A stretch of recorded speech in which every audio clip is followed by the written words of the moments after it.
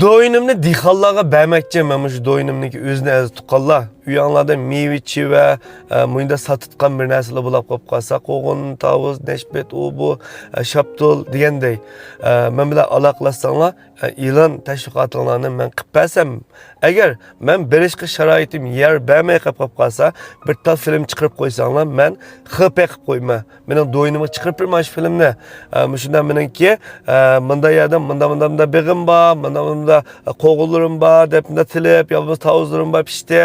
Aloqalash telefon numerim bor va men bilan aloqalashsanglar, men qo'g'inlarni sizlarga manchil baho berma degan narsa uch qashqara deb bersanglar, men shu xp qilishga tegishli xp qilma, berish tegish imkoniyatim bo'lib qolsa, barma bo'lsa qo'llashdan gullash o'tgan aziz tuqqanlar, dehqonlar uchun mush yoz mush do'yinni men bir bermoqchi, o'zimniki ancha-muncha e'lon tashviqotni qilgash hamda tugalligi bir o'tma degan gap emas.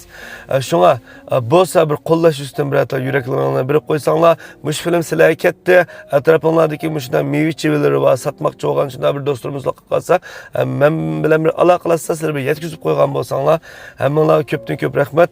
Oltin tilinglar amon bo'lsin aziz tuqqanlar. Qo'limizdan ketgani shu ekan. Mening qilayotganim shu bo'ldi.